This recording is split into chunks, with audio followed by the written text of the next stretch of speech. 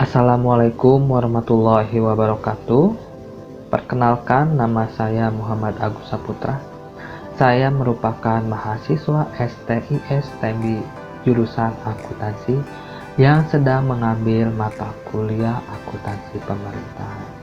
Dan saat ini saya tergabung ke dalam kelompok 8 bersama partner saya yaitu Jejen Zainal Ahyar yang sedang mengambil materi laporan keuangan konsolidasi. Baik, tak perlu berlama-lama, kita langsung saja ke dalam penjelasan materi laporan keuangan konsolidasi. Konsolidasi. Apa sih konsolidasi itu? Konsolidasi merupakan proses penggabungan antara akun-akun yang diselenggarakan oleh suatu entitas pelaporan dengan entitas lainnya, entitas akuntansi dengan entitas akuntansi lainnya, dengan mengeliminasi akun-akun timbal balik agar dapat disajikan sebagai satu entitas pelaporan konsolidasian. Konsolidasian gabungan terdiri atas gabungan SKPD dan PPKPD. Ini merupakan contoh neraca awal yang merupakan gabungan dari SKPDA, SKPDB, dan SKPD. Proses penyusunan laporan keuangan konsolidasian. Dalam proses ini terdapat 3 proses. Yang pertama yaitu ada proses laporan keuangan konsolidasian, dan yang kedua yaitu ada entitas akuntansi, dan yang ketiga yaitu entitas pelaporan. Yang pertama, laporan keuangan konsolidasian merupakan suatu laporan keuangan yang merupakan gabungan keseluruhan laporan keuangan entitas akuntansi dan entitas pelaporan sehingga dapat tersaji sebagai suatu entitas tunggal. Dan yang kedua yaitu entitas akuntansi, merupakan unit pemerintah pengguna anggaran atau pengguna barang, dan oleh karenanya wajib menyelenggarakan akuntansi dan menyusun laporan keuangan untuk digabungkan pada entitas pelaporan. Dan yang terakhir yaitu entitas pelaporan. Ini merupakan unit pemerintah yang terdiri satu atau lebih entitas akuntansi atau entitas pelaporan yang menurut ketentuan peraturan perundang-undangan wajib menyampaikan laporan pertanggungjawaban berupa laporan keuangan. Menurut konsep HOBO dalam penyusunan laporan keuangan konsolidasian, di sini ada bagian PPKD, kantor pusat, dan konsolidator. Nah, dari pusat ini terbagi ke dalam 3 entitas, yaitu SKPD 1 masuk ke dalam kantor cabang, dan yang kedua PPKD masuk ke dalam entitas akuntansi, dan yang ketiga yaitu SKPDN masuk ke dalam kantor cabang juga. Tahapan penyusunan laporan keuangan konsolidasian. Dalam tahapan ini terdiri atas 2 tahapan, yaitu tahap penyusunan kertas kerja konsolidasian dan penyusunan laporan keuangan gabungan. Dalam tahap penyusunan kertas kerja konsolidasian terdapat 3 yang harus dipersiapkan laporannya, yaitu yang pertama kertas kerja laporan realisasi anggaran gabungan, yang kedua kertas kerja laporan operasional gabungan, dan yang ketiga kertas kerja neraca gabungan. Untuk tahap yang kedua yaitu penyusunan laporan keuangan gabungan, ini ada 6 yang harus disiapkan laporan, yaitu laporan realisasi anggaran, yang kedua laporan perubahan saldo anggaran lebih, yang ketiga laporan operasional, yang keempat neraca, yang kelima laporan arus kas, dan yang keenam catatan atas laporan keuangan. Ini merupakan layout tahapan penyusunan laporan keuangan konsolidasian. Di sini terdapat bagan di mana penyusunan kertas kerja gabungan menjadi suatu kertas kerja laporan realisasi anggaran gabungan, kertas kerja LO gabungan, dan kertas kerja neraca gabungan. Dalam ketiga ini tergabung menjadi satu penyusunan laporan keuangan gabungan, dan penyusunan laporan keuangan gabungan ini terdiri atas laporan realisasi anggaran, laporan perubahan saldo anggaran lebih, laporan operasional, neraca, laporan arus kas, dan catatan atas laporan keuangan. Kertas kerja gabungan. Kertas kerja gabungan itu merupakan kertas kerja yang disusun untuk menghimpun informasi dari neraca saldo setelah penyesuaian dari semua SKPD dan PPKPD sebagai entitas akuntansi menjadi satu kertas kerja gabungan.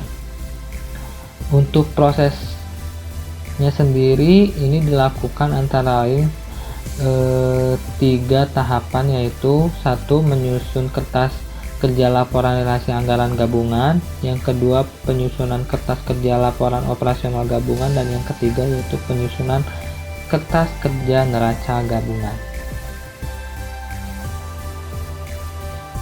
Kertas kerja laporan realisasi anggaran gabungan merupakan kertas kerja yang disusun untuk menghimpun informasi dari neraca saldo setelah penyesuaian dari SKPD dan PPKD sebagai entitas akuntansi menjadi satu kertas kerja tunggal yang akan digunakan untuk menyusun laporan realisasi anggaran Pemda. Ini merupakan suatu contoh kertas kerja laporan realisasi anggaran yang dimana di sini tergabung ke dalam LRA SKPDA, LRA SKPDB, lalu ada SKPD dan LRA Pemda. Ini contoh dari kertas kerja LRA Pemda. Selanjutnya kertas kerja laporan operasional gabungan. Untuk pengertiannya sendiri sih sama dengan laporan realisasi anggaran gabungan. Yang perlu dibedakan sendiri di sini ada yang bercetak tebal, yaitu laporan operasional, di mana di sini penyusunannya itu untuk laporan operasional, sedangkan untuk LRA sendiri yaitu untuk laporan realisasi anggaran. Itu yang membedakan. Untuk pengertiannya sama saja.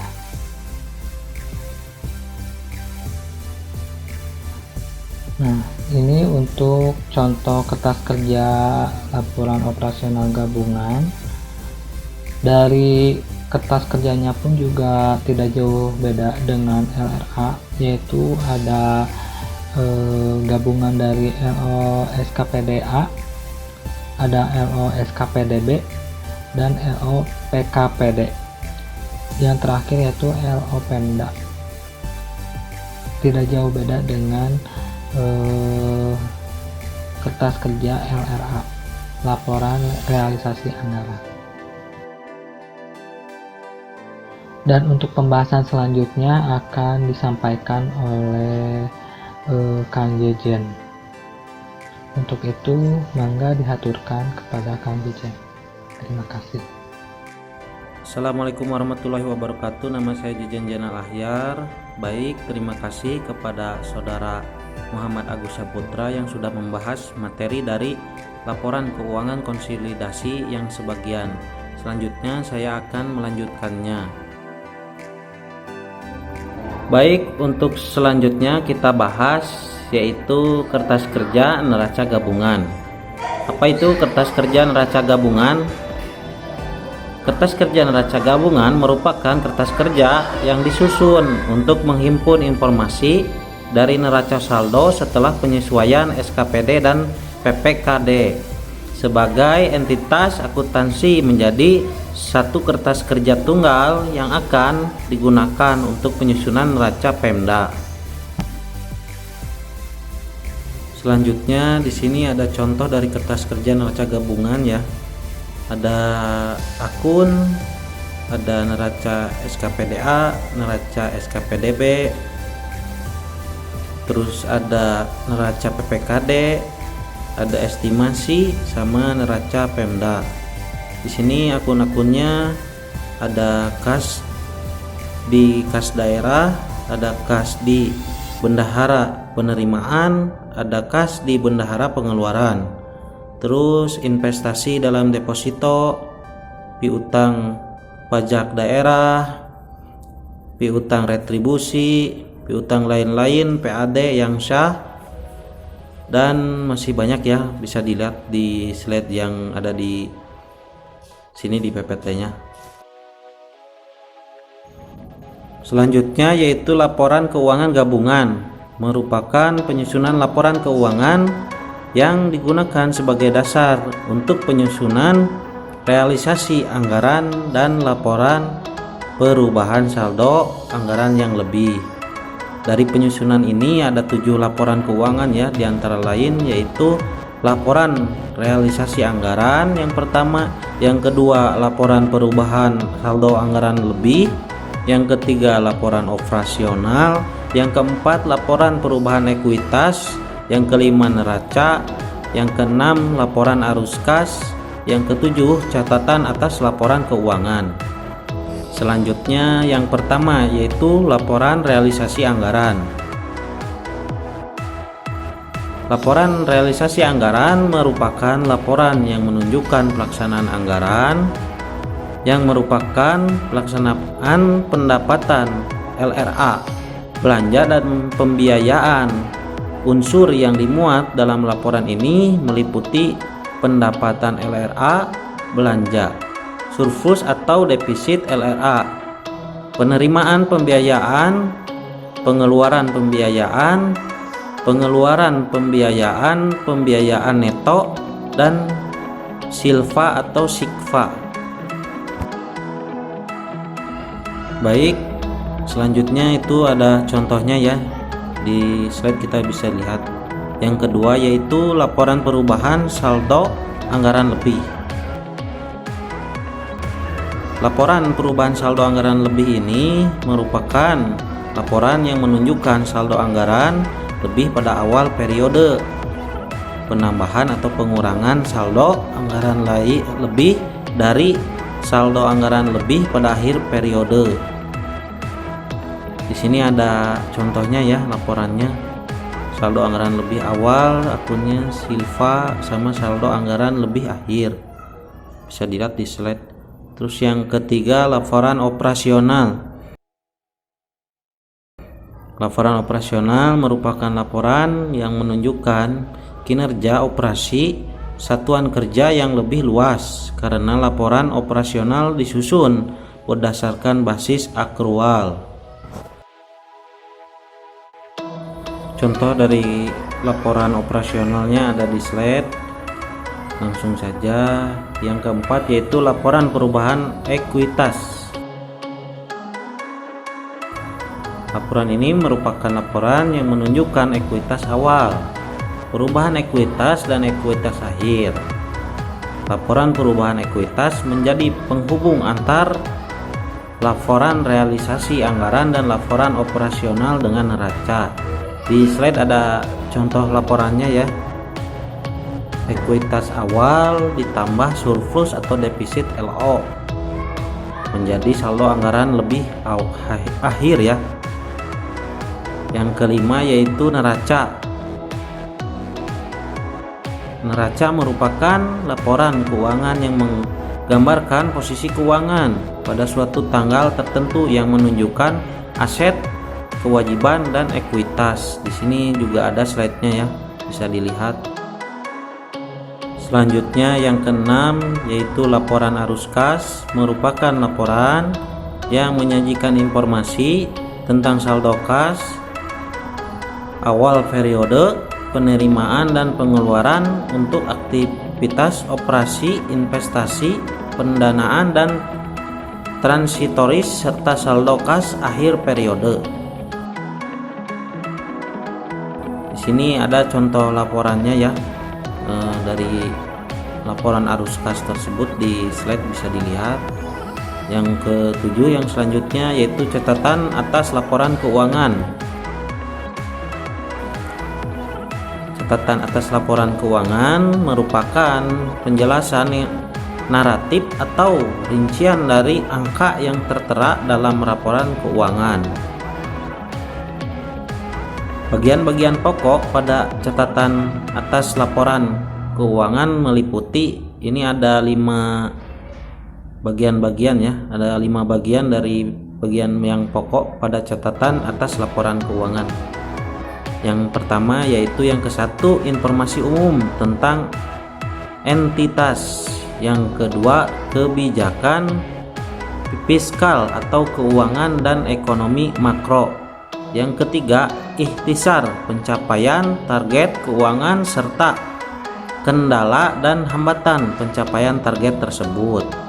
Yang keempat, dasar penyusunan laporan keuangan dan kebijakan akuntansi yang dipakai. Yang kelima, rincian dan penjelasan masing-masing pos laporan keuangan. Terima kasih telah menonton pemaparan dari kami. Mohon maaf apabila terdapat kesalahan dalam menyampaikan maupun kata-kata dari kami. Semoga dapat bermanfaat bagi kita semua, dan jangan lupa like, komen, dan subscribe. Assalamualaikum warahmatullahi wabarakatuh.